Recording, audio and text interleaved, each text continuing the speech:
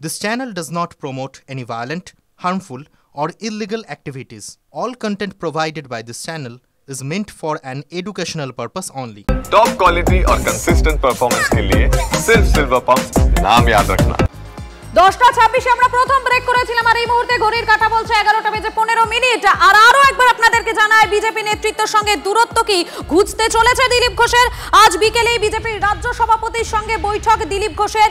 বিকেলে সল্টলেকে বিজেপির দপ্তরে শ্রমিক ভট্টাচার্য দিলীপ ঘোষের সাক্ষাৎ।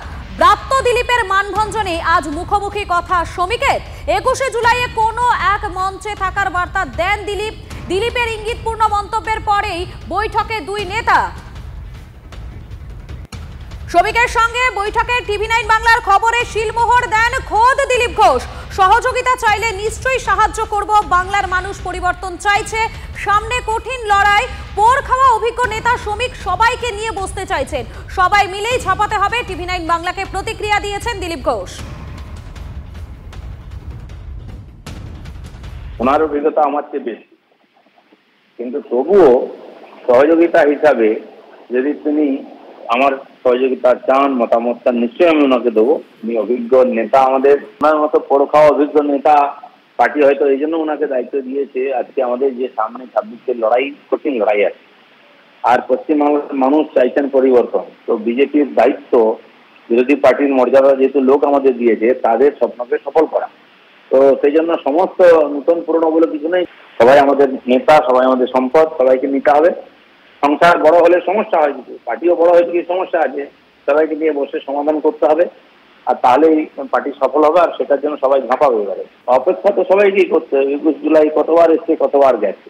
ভারতীয় জনতা পার্টি জুন, জুলাই, আগস্ট হয়ে গেছে 70 বছর ধরে, আমরা 75 বছর ধরে আমরা পার্টি তৈরি করে লড়াই করছি। আমাদের একটা মোটো আছে, মিশন আছে, সেটা অ্যাচিভ করার জন্য যাচ্ছি। সাল তারিখ প্রশ্ন নেই, আমরা লড়তে থাকি। আপনাদের শোনালাম দিলীপ ঘোষ, তিনি কি বলেছেন তার বক্তব্য শোনালাম। তৃণমূলে দিলীপ ঘোষ কোনোদিনই যাবেন না, জল্পনা খারিজ করে দাবি প্রাক্তন বিজেপি রাজ্য সভাপতি সুকান্ত মজুমদারের।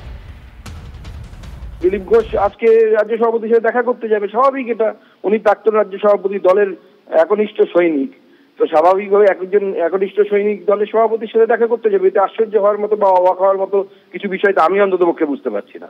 তৃণমূল কংগ্রেসে দিলীপ ঘোষ কোনো যাবে না। আমরা যারা পার্টির সাথে, এই পার্টির সাথে রাজনৈতিকভাবে নয় শুধু, আমরা যারা মতাদর্শগতভাবে যারা যুক্ত, তারা কোনো, আমরা তৃণমূল কংগ্রেসে কোনো যাব না।